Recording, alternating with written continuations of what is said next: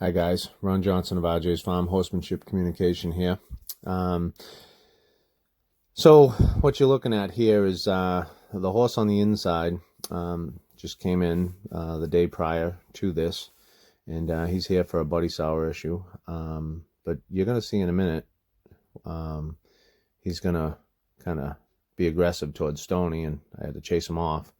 And so Stoney's like, "Whoa, what the hell's going on here?" And I just wanted to show you that so you can kind of understand what we're doing in the next clip, which is right here. And so I got Stony saddled up, and I'm coming in to basically get him to understand, leave us alone unless you're invited. Don't get involved in things that you're not invited to. I guess this is a lesson we can all learn, especially in today's day and age. Everybody's butting their nose into everybody else's business, and it really is unacceptable. And so we can't have it in horses either, and if we don't do this work, then we have problems on trail rides where our horses want to keep going and, get up with the other horses, and we have issues if we want to try and leave the other horses. The horse don't want to go. So these are all kinds of problems. So right here, I just tell him, hey, leave us alone. We just want to kind of cruise around here, and and if he follows respectfully, I'll let him. But when he gets too close, I tell him to leave. And or if he comes in, if he pins his ears, or if he's coming in with any sort of aggression, or so here we're working on getting an understanding of when to leave us alone, when to join us, be a part of things, or so we bring that into us moving him in a direction. There is a little bit of running. I don't want him to run. I try to do everything at a slow pace, but we do get up to a pretty good trot, and a couple times a canter, but it's the energy he uses needs to be matched by our energy. But our goal is to get him to match our energy. So if I want to stay calm, quiet, relaxed, and do easy work, then we want him to match that. And so if I keep that mentality that I'm going to stay calm and relaxed, and I want you to stay calm and relaxed, but if you get cuckoo, then we're going to match you, and we're going to keep you at that energy until you decide you want to pay attention to us again. And then we'll go back to calm and easy. So he learns to relax and not waste energy. So like right here, I'm asking him to follow me. I'm not just pushing him. So if you notice, I'm pushing energy into the hip and drawing the eye. The minute he engages, I peel away, and now Red's following us. He's not sure if he's supposed to, so he stops. So I do it again. I start putting energy into the hip, a little bit of draw on the eye. He starts to follow. I peel away. And he was pretty good at this in the beginning. But then he started realizing that, right here, he's trying to put me in that right eye. And, I was on the left. I was on the right, drawing the right eye. And he tried to put me in the left. And so we can't have that. We need to have, see right here, so I'm pushing on that that left eye again to get him back to the right. And this was difficult throughout this whole session. This was a really long session, and it took a while. And I don't have it all on here because this video is already long enough. But if you stay to the end, I'm sure you'll see a great difference in his demeanor and his ability to respond. So here he kind of engaged, so I was getting ready to peel off, but he didn't turn.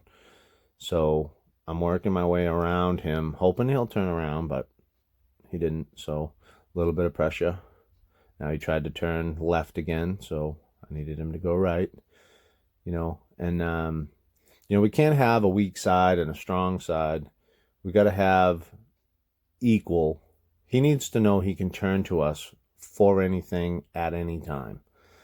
And yes, I'm on another horse at this point, but someday somebody's going to be on him, and he's going to need their advice, and they're going to need his attention.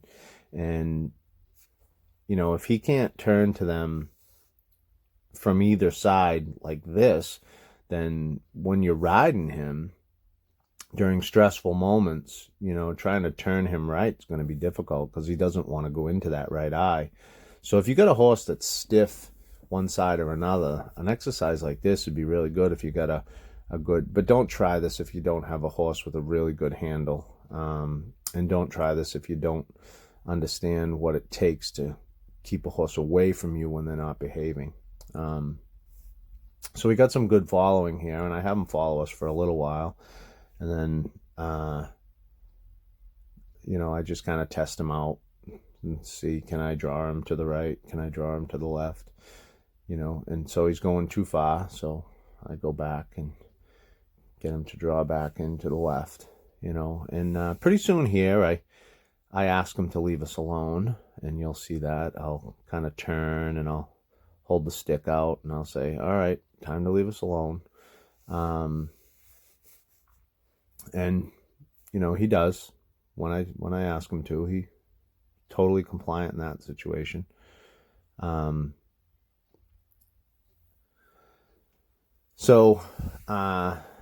the biggest thing is, getting him hooked back up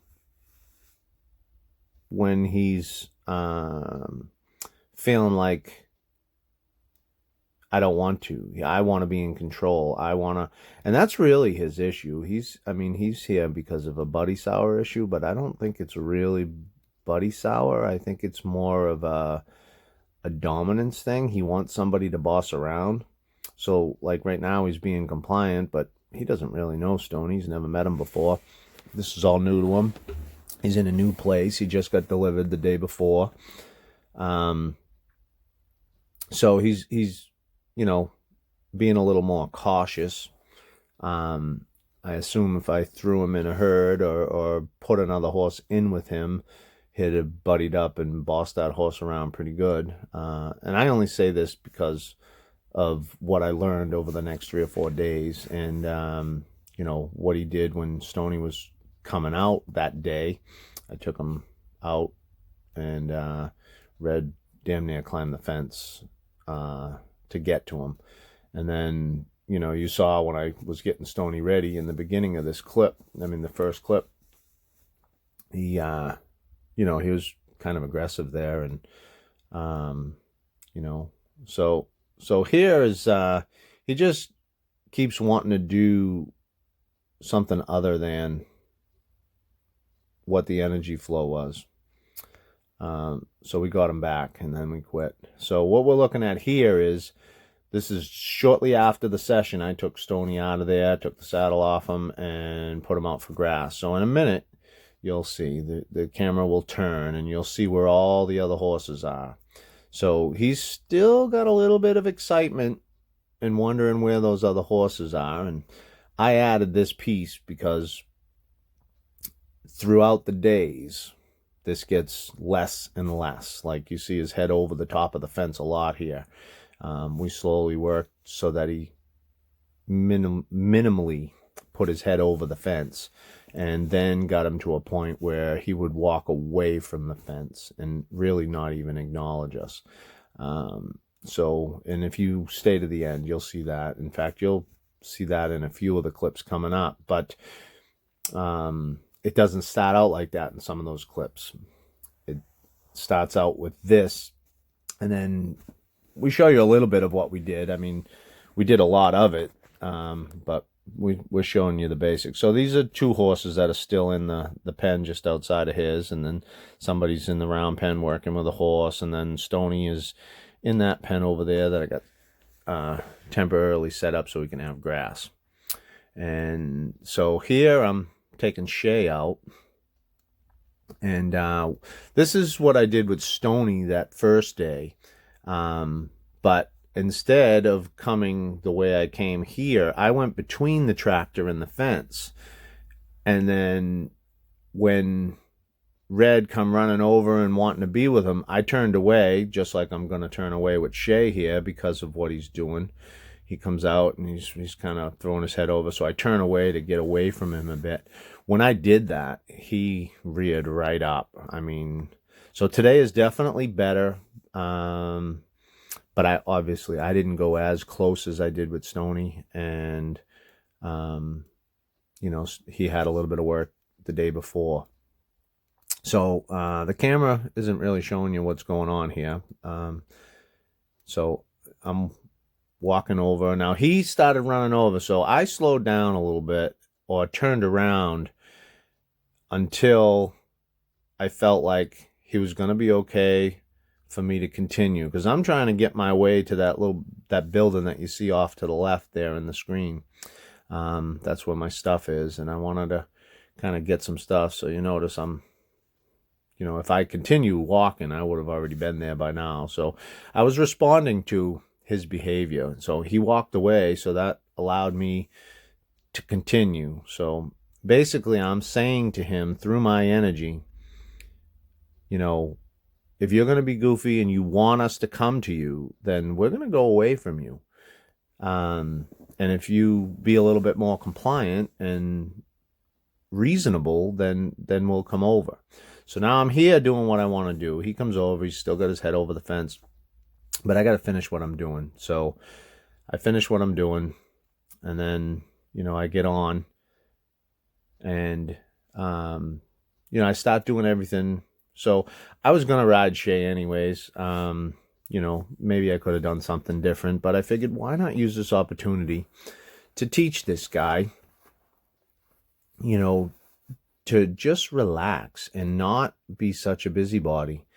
You cannot control us. We're not going to respond to your shenanigans the way you want us to. So if you get goofy and excited, we're going to get further away. And if you get calm and quiet, then we'll come over and visit with you. And so we did that in so many different ways. I did that mounted, so I'm going away from him because he's still interested. And so that took a little while, and that cut right there that you saw was like there was 5 minutes or so in between. And so finally I said, yep, you're not going to come away from the fence, so I'm gonna just stay away from you as far as I can, and then I'm going to tease you a little bit. So I'm coming down to one side, and he don't see me. He doesn't know where I am. So I go all the way down the other end just to tease him, to say, the reason you can't see me is because when you're doing this, I'm going to leave you and I'm going to put myself in a place either that you can't see me, or I am so far away that you got to, really struggle to see. So, and in a minute here, you'll see the camera's got me. I'm kind of trying to bait him down the fence line a little bit, and again, I'm doing this purposely so that I can respond to his anxiety. So I went around the side to make sure he saw me. Now as soon as he picks up speed, I leave. He starts trotting his way down, so I leave. And I'm going to go around, and I don't go very far because he didn't follow me down the fence line, so I wanted to reward that a little bit. So that's why I stop here.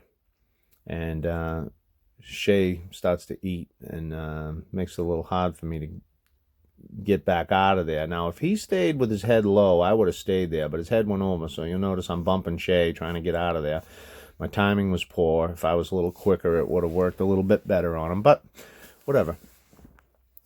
We leave. So I ended up leaving, and finally I said, you know what? I'm going to just do a loop. Now he's following. He went up to that corner. He followed me all the way around the yard and then up to there, and I was like, all right, you're not going to leave the fence, so I'm going to get as far away as I can. So you notice I'm trotting up that side of that pasture, and then I go around the corner, and then I duck into the trail course. You'll see me kind of disappear into the trees there in a minute. And I went in far enough to where I could see what he's doing, but he couldn't see what I was doing. So, and you know, he hollered out to us a few times and got a little silly. You know, so I'm just watching him and, you know, watching his behavior. And when he's active and anxious, I stay out of sight. And then when he chills and relaxes, then I show myself, you know, and you'll see that.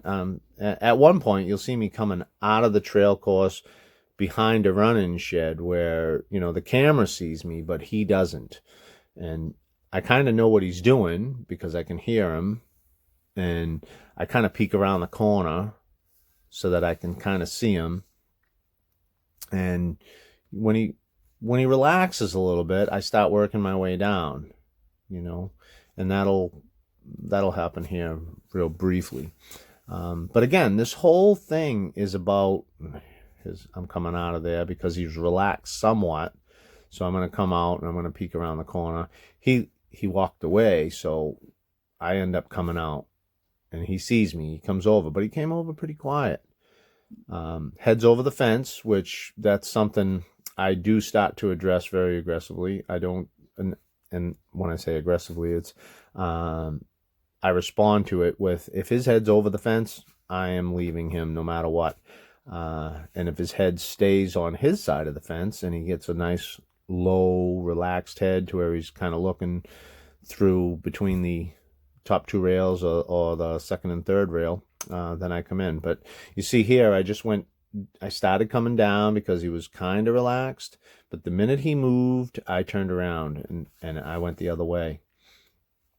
You know, so basically I'm telling him, don't concern yourself with stuff that doesn't matter so much to you. You know, it's okay to be interested, but you can't get yourself overly worked up about something, you know, that really doesn't concern you.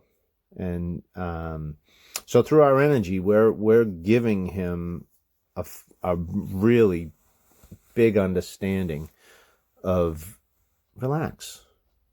Don't worry about anything. It's nothing to be concerned about.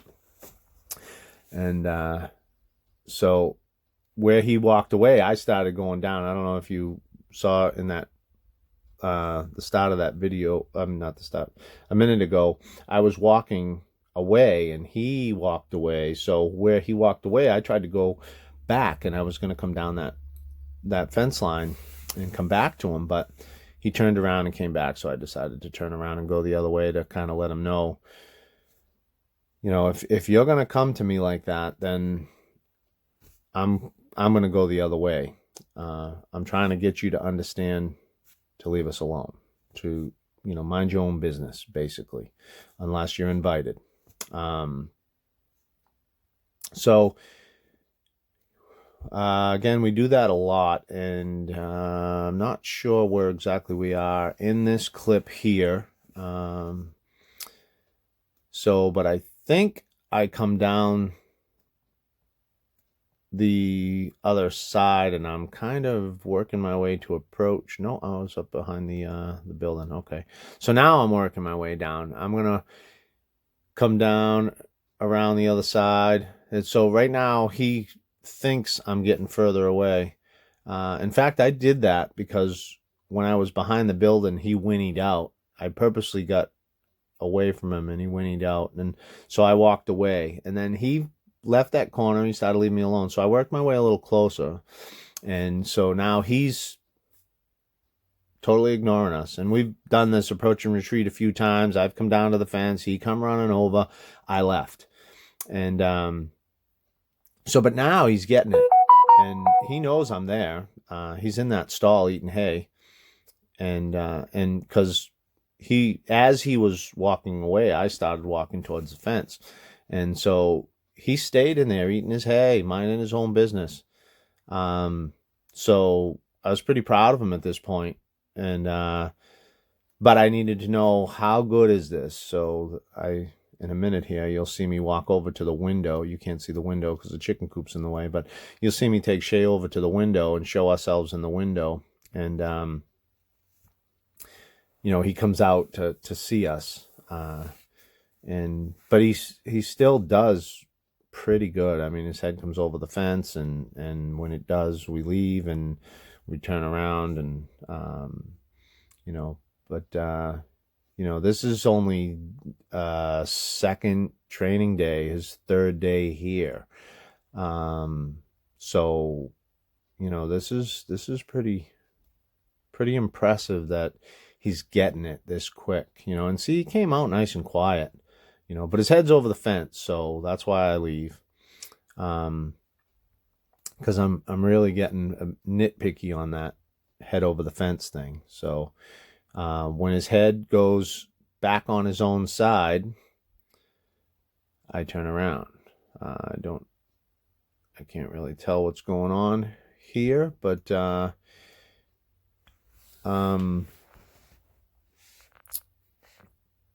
so we're addressing that head, and he's eating. I paused for a second because he's still thinking on the other side of the fence. But then I decided, he's just thinking about eating the grass. So if he stays down, we'll go over and share a meal with him. What a better way to get to know each other than to sit down and have a meal together. So, and this is what the herd really wants to do, is to be able to have a meal together in peace. And so that's how we pretty much ended that session right there. And then I walked away. So here, this is the first groundwork session. And if you remember in the Liberty work, when I was on Stony working with him, he would come to me in his left eye really good. But as you can see, trying to drive him away through that left shoulder is not that easy. And the right side is pretty good on the ground in a lead rope. Pushing on the hip on the right side is the hard part. So we put this in here so you can kind of see, the resistance. And I'm going to assume somebody desensitized him, which is unfortunate in my book.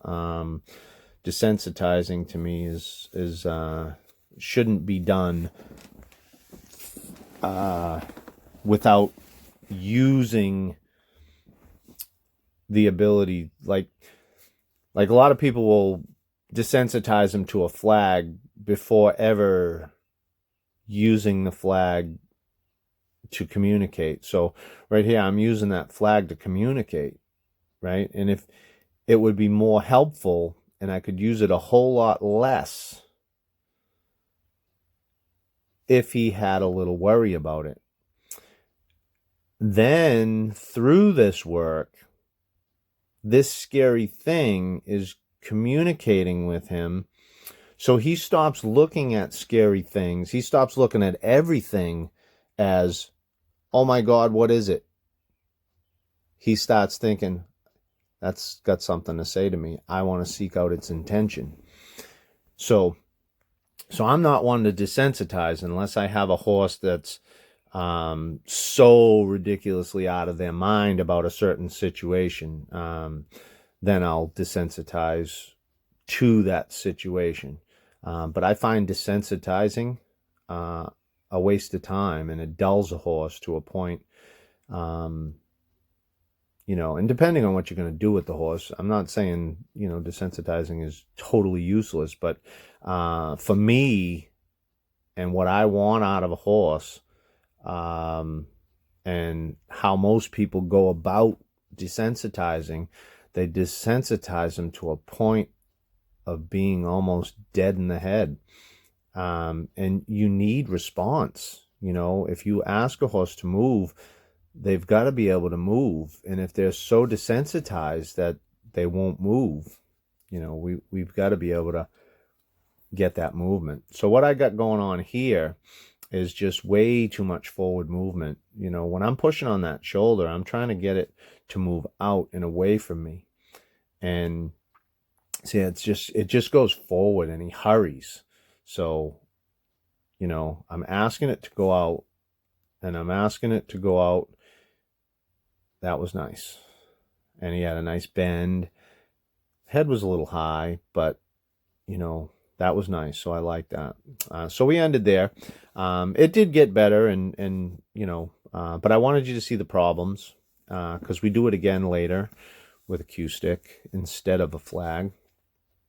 And so here I'm on Stony again. This is a different day, and I think this is so he came on a Monday, rode Stony in there with him on Tuesday, did the groundwork session and riding Shay on Wednesday. This is Thursday, and so I'm riding Stony, and I end up doing another groundwork session on Friday. And there's also a clip in here of Ruthie doing some lead work with Sam, basically doing what I'm doing right now with Stony, but it gets so much quicker. And this here, this took less than 5 minutes to get him to understand, leave us alone. And it got even faster the next day. So he's really getting to understand, mind his own business and not get all worked up over stuff that doesn't concern him, and basically that's what he's here for. So now that we got it under control, and you can see it's a little bit of, I'm purposely baiting him over here to kind of tell him. So this is just solidifying everything by, I'm telling him, hey, the more you try, the less you get. The less you try, the more you get. So you can kind of see me just going back and forth here, and I'm, and sometimes distance works better. Sometimes being close and just getting out of sight works better, and you got to just figure out, we did it all just to cover all the bases. I took them out to the trail course, and I took them right in close to the fence, and, hid behind things, and, and sometimes just going out of sight is the way to go, and, excuse the finger there. So he's just, wanting to be with the other horses, and I know they're a herd animal, and that's an instinct that should be there, but we want a sensible mind in the horse as well. So we don't want him getting so worked up that he's going to get himself in trouble or get somebody else hurt. So I just kind of tool around, I leave, and just basically to tell him, leave us alone. So he immediately, once I left, he went over there, and so if I'm not mistaken, I come right back. We'll see in a minute. Yeah, I come right back, and when I get really close, I ask Ruthie to move so she can kind of show where he was, because he's on the far side of the arena, in the middle, right up against the fence, and So he learned pretty quick, if you're going to keep doing that, we're going to leave, and you need to just ignore us.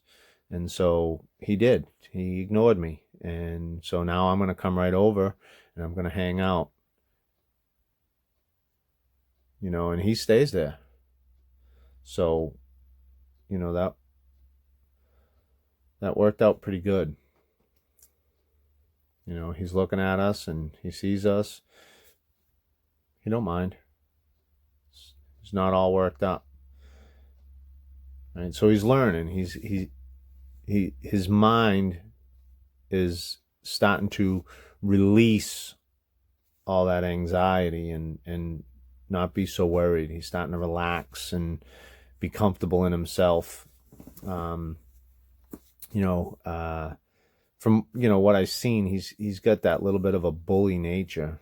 So here we go with Ruthie and Sam. She's got him on a lead rope, and basically she's going to do the same thing that I did with Stony, but it works a whole lot faster. In fact, I got the whole clip on here, if I'm not mistaken, the whole clip of what I took here. So everything she did is right here on this, and it works really fast. You notice he stayed in the corner. He's got his head over the fence, and Ruthie would be leaving him, but Sam is kind of showing a little resistance on her, so she asked him to move his hind end a little bit so that she can make sure Sam's going to do what she needs him to do and not get in the way of the progress. So, his head is over the fence. Now it's under the fence, so she goes back. Oh, she stopped. So, all right, so Sam's still being a little sticky on her. So, and the minute his head comes up over the fence again, she leaves.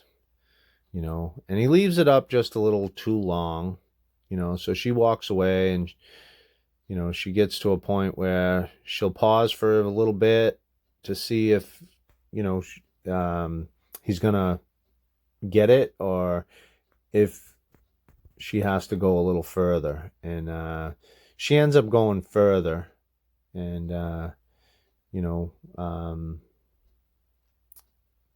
because he just doesn't respond to that. He's still leaving his head over the fence. So she asked if she should go a little further, and I said, yeah, go. And a little further away, there's a tree, like you can see that tree over there. I tell her to go stand behind that tree, and you'll see. She'll go behind it, and then I'll move the camera over to it. And almost as soon as she disappears, he walks away and goes and stands on the far side of the arena, right in the middle, just like he did when I was with Stony. So here she goes. She paused for a second to say, are you going to behave, or do we have to disappear? And so I'm back on him, showing what he's doing. He's like, yeah, I'm going to just hang here with my head over the fence. And so she ducks behind that tree, and we'll see that in 1 second here, just a few seconds. And and I'll zoom in to kind of show you where she is. You can barely see the outline of him. And when I pan back, he's walking away. And he goes and stands over there, and he walks away nice and quiet and relaxed and comfortable. So he's getting it. He's relieving that anxiety. Any inhibitions he has of himself and worry is all being washed away. So the real work can start. And, which is why I've been doing the groundwork on the in-betweens, and, doing the lateral work in the sand, in the arena, to help build his muscles. You probably noticed he's got a little bit of a sway back there. But from Monday when he came in, to Friday, you can already see a difference in him. So the last clip of my groundwork, you'll notice. So he basically stays there that whole time now. She was able to come all the way up and graze, and he looks over and sees her and him, and he just stays there and says, "Okay, I'll mind my own business." And so he's definitely getting it. And at some point, I'm gonna put somebody in. So here, I'm really working on that shoulder, trying to get that right shoulder to be able to move away from me. And we're going backwards and moving away because he just keeps going forward. And so the cue stick I have's got this nice little ball on there, so that way when you tap him, it's just noisy. There's no sting, there's no, it's just, and it's got a nice little rope like tail that you can kind of paint his side, and it, there's really no way of hurting him unless you really whack the crap out of him. But there's really no way of hurting them. It's just basically a noisemaker. But the forward wasn't working, and this is quite a bit into the session, and I just decided, you know what?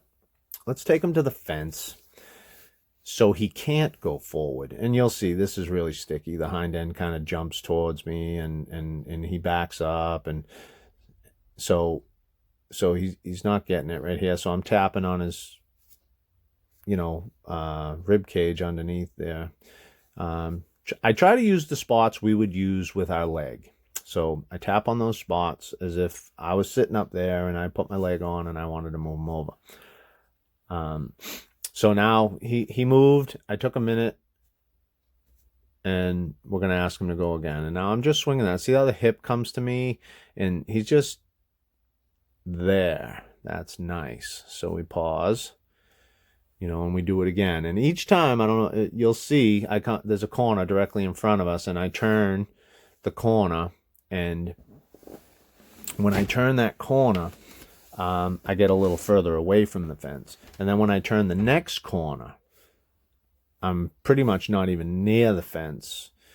And so like right there, you'll see his nose is like pretty much right up against the fence. And, so we're going around this corner now, and I try not to get him as close to the fence because I want to test him a little bit to see, is he going to go forward on me? So I'm keeping him a little further away from the fence. Now we're getting a little forward movement. He doesn't have that hind end out as far, so I push on that hind a little bit, which made him go forward. So there we go. It's working, but it's sticky. Now he gets right up on the fence again. So this time when I turn, I stay as far away from the fence as possible. Now the fence is there, just, I don't know, 4 or 5 feet. You can kind of see the shadow line in the sand. So, and there we've got some nice shoulder movement, and I was very appreciative of that response, especially with the calm, relaxed head. And you can see the work in the sand has brought his back up. It's still, when his head goes up, it sinks back down again. He hollows right out. But when and you'll see it more because in a minute, I go back to the sending exercises, and you'll notice the sending exercises are so much better now. He gives me space. He moves, and he flows from side to side a whole lot better. A little sticky right here on the hind end. I'm really pushing on that hind end, and he's not. There it goes. And now we switch sides and we send him over. Again, it's still a little sticky on that left side, but it does get better. And the stop here, push on that hind. He's got a nice swing there. That's good. Transition over. And he goes out real nice and smooth and turns back in. He leaned on my rope just a little bit right there. So we just transition here back and forth, and just getting that body to swing and stretch and loosen. Because when he starts carrying himself normal, if he puts himself in a normal posture, a nice comfortable frame, Of course, he has to be comfortable in the mind in order to be comfortable in the body. But if he gets himself into a nice balanced frame, then he'll start working the muscles to bring that back up. And I've never had a horse this sway back come through my gates. But I've seen a lot of major improvements in the top line on a horse just by doing some lateral work and relaxing them. The biggest part is just getting them to relax, because, to emotionally lift the head all tensed out, it hollows out the back and it develops the muscles that push the back down. When they relax and round out and carry themselves in a balanced frame and use their hind end the way they're supposed to, that allows the hip to rotate and the muscles on the underside of the horse's belly to contract to bring that back up. And that's really what we're looking for.